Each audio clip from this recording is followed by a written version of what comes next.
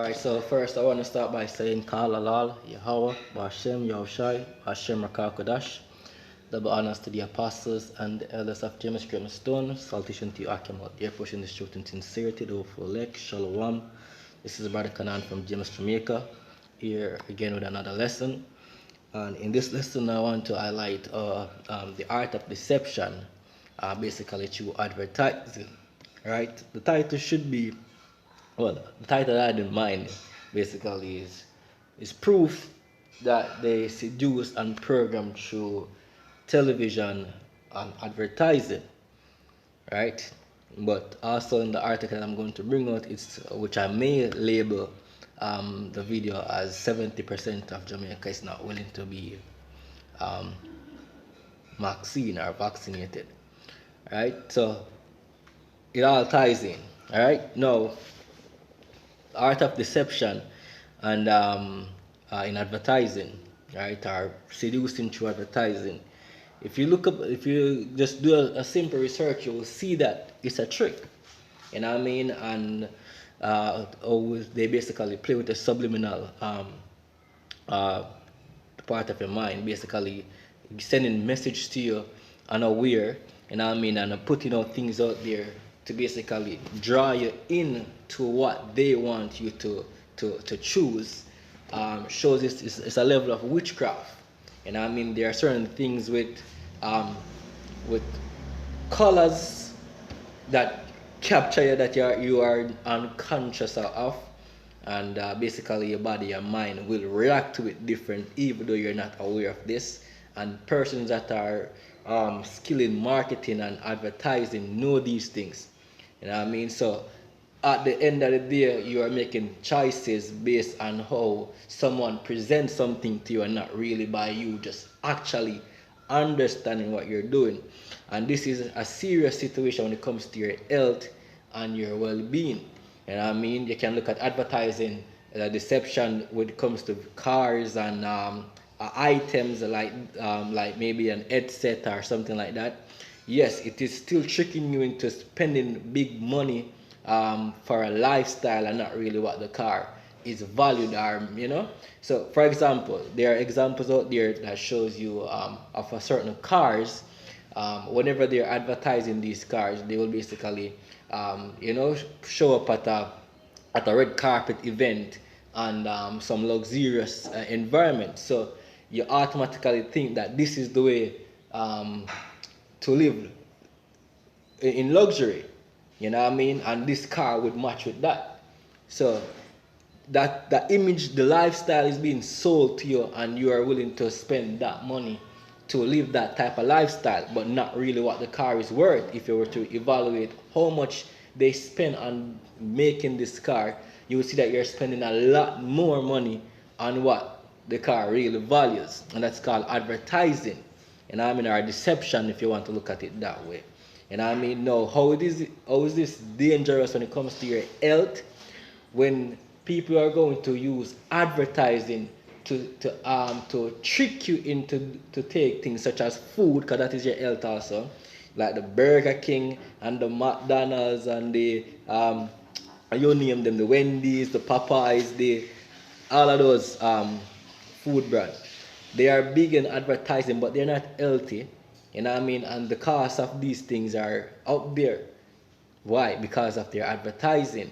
You know what I mean? So you're now making a choice based on popular demand and based on you being deceived into. And all, if you realize these food companies, they all have a color pattern. Again, it goes to these men understand how the mind works and what captures you. You know what I mean? If you're going to certain food stores or market or whatever you want to call them, you realize the color pattern is similar for majority of these food companies. It's an art, and they know these things. You are unaware of it. You're not in the know, and you're just going blindly. And then you look, the population is obese and unhealthy. People dying from strokes and all these things, not knowing that these men deceived you into taking these choices or making these choices. And that's exactly what I'm here to do today, to show you how you're being deceived in that. And particular, we're currently in the stage of our talking about the big C, COVID-19, right? And right now, as we speak, the Jamaican health minister is basically planning to deceive you people with advertising their product. You know what I mean? So you just have to be on the know and in the aware. So I'm gonna start with the first scripture and I'm gonna get to the article. I'm not gonna read the entire article. I'm gonna try to make the video as short as possible just to put you people on your P's and Q's. Alright? So this is the scripture. Alright, so this is let's start from Psalms. Right? So this is Psalm 64 and verse let's start from 5, right? Let's start from 4. Say, this is talking about the secret counsel of the wicked. It says, that they may shoot in secret at the perfect. And they're targeting some people, which are you Negroes, Latinos, and Native Americans, the true biblical Israelites, according to the Bible. It says, suddenly do they shoot at him and fear not. No, they don't fear when they are trying to trick you into these things. They encourage themselves in an evil matter. They commune of laying snares privily, advertising, traps.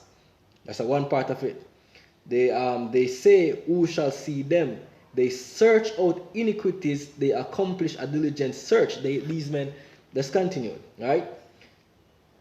Both the inward thought of every one of them and the art is deep. The type of a study these men put out there is not normal to understand how you people operate and work. You know what I mean? And then come up with ideas to manipulate your thought or your thinking process to deceive you. You know what I mean? And if you think I'm lying, just look at all of your major food stores or court. They all have similar color pattern, right? Because this is an art and a craft and a manipulating steps that these men have taken to trick you. All right, so that's what I want to bring from that scripture. Let's go to the next scripture real quick, and then I'm going to get into the article. All right. So this is Nahum 3, and I'm going to start from, I think it's verse 4 or verse 3. Let me get it first. This is Nahum 3 and verse 4. It says, because of the multitude of the whoredoms of the well-favored harlot, America, the mistress of witchcraft, right? America is big on witchcraft, right? That selleth nations through her whoredoms and families through her witchcrafts. Right? The Bible said, behold, I am against thee, saith the Lord of hosts, and I will discover thy skirts upon thy face, and I will shew the nations thy nakedness, and the kingdom thy shame. So America is going to be revealed, and all the persons that are in league with America, that are doing the same activities and working the same level of witchcraft with them, Babylon witchcraft, you're going to be exposed. And that's what I'm doing at this time, and other brothers what they're doing, exposing these men witchcraft settings, showing them what they're doing. All right, now let's pause right there and let's get into what we're. So Jamaica has a big problem. So you Jamaicans are so-called Benjamites. You are you're predominantly most of you are Benjamites of the tribe of Benjamin, right? Israelites. Now you're a very rebellious nation, and you're not. As the scripture rightly said, you're going to be raven as a wolf. Let me get it, right? This is Genesis 49, and let me find the verse real quick. Right. All right, let's see here. It says, Genesis 49 and verse 27, it says, Benjamin shall raven as a wolf. In the morning he shall devour the prey, and at the night he shall devour the spoil. Right? So, it shows you the type of mindset what Benjamin will have. You know what I mean? And yes, that's what you get from you so-called Jamaicans, you people in Trinidad, the Caribbean in a smaller sense, some of you. right, are Benjamites. Now, as I said, you guys are very determined, you know what I mean, and driven. You're not easily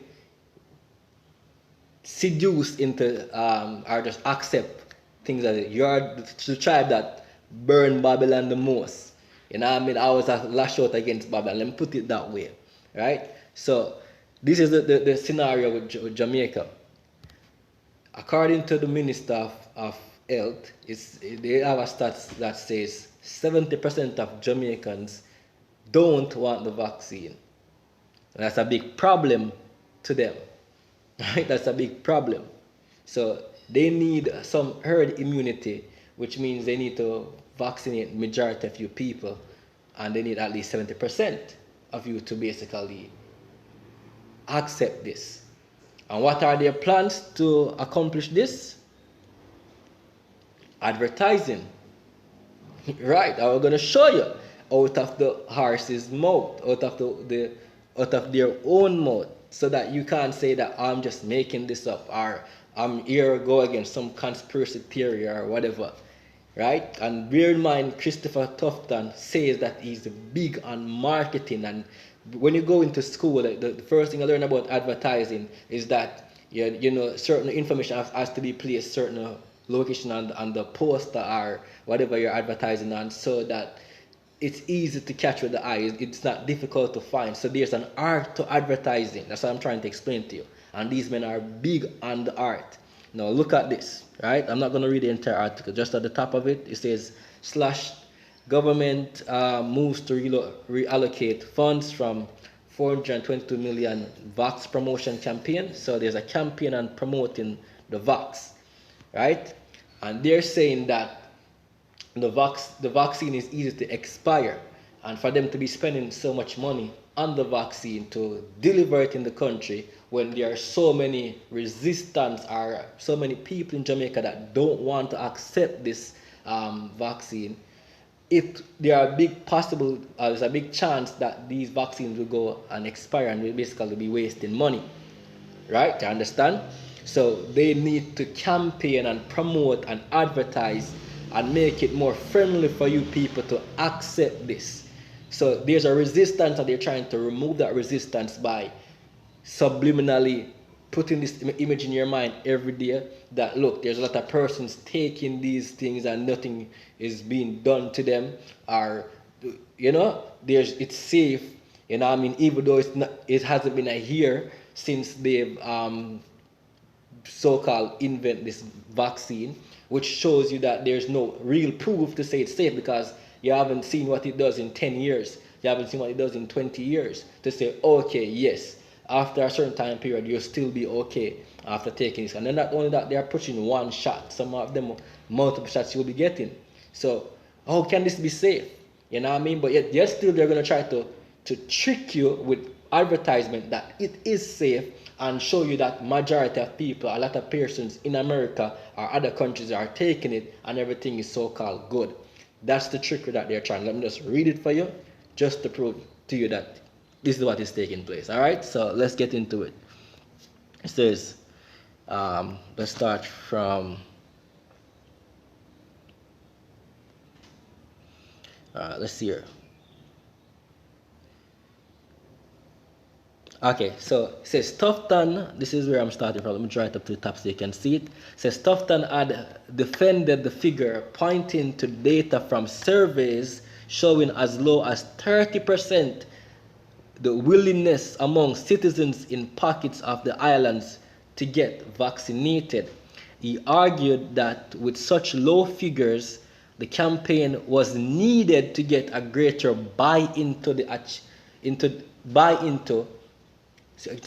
get a greater buy-in to achieve the herd immunity. So he's saying that this is needed to convince the population that, look, we need your support.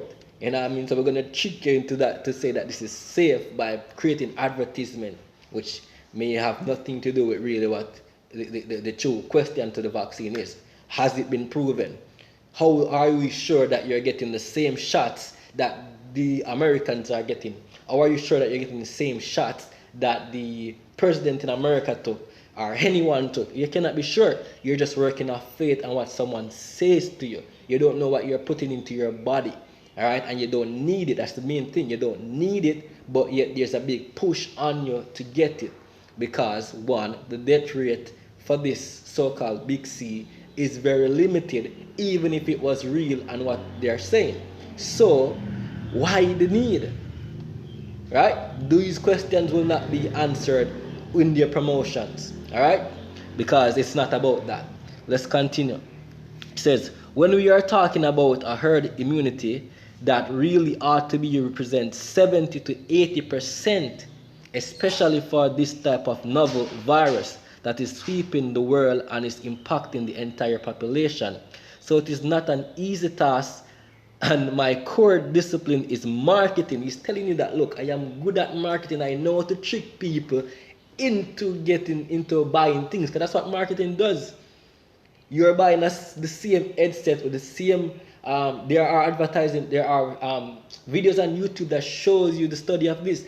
The people put a name and a brand and promote it on the market, and because you are familiar with this and you are in the know that a lot of persons take this drug, such as Advil, right? Just give you an example.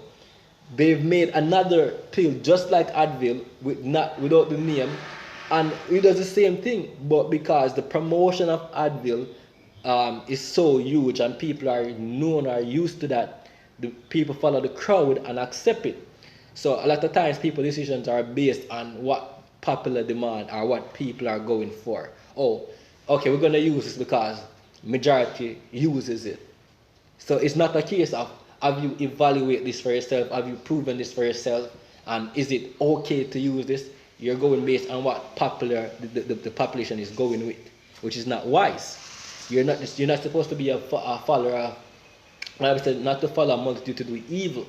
You should be wise in yourself to understand for yourself and to make proper decisions. So in a case where, if everybody is eating burger, and then 10 years from now you hear that everybody is basically overweight and having illnesses, you should have been smart enough to have examined what the benefit of burger would be to you if you eat it regular from the get-go, and not just wait on an outcome. That's not being prudent if you're doing it like that. So we as prudent men are telling you that, look, right? We're telling you that, look, don't buy into these men advertisement.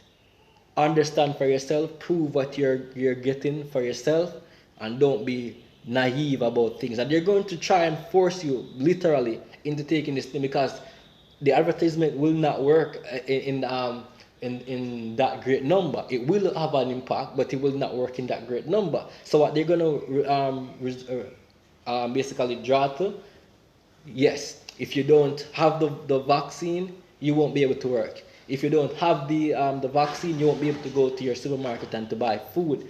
If you don't have the vaccine, you won't be able to do a lot of things. And that's when a lot of persons will take it serious. It's going to be forced on you, right? And because some people are not sturdy in the mind or prepared for what is to come, they will accept it for the means of survival. And you're going to be put to death by going that route. All right? So I've spoken a lot, so I hope someone was edified by this. You can do the research, look up the art of marketing. You can go YouTube. There are videos out there showing you example of these things, and you can look at how some of these products are even created or even made. It's not that expensive, but because a celebrity wears it and come in an advertisement and is in a luxurious house or environment, you buy into that notion that this is an expensive item and it represents luxury, and you fork out all of your funds to buy. That's called marketing. You're being tricked. So again, all praises to Yahweh, Ba'ashem Yahushai, Ba'ashem Rakakodash. Again, God honors to the apostles and elders out there, and to Akim, Shalom. Again, hope someone was edified. All right.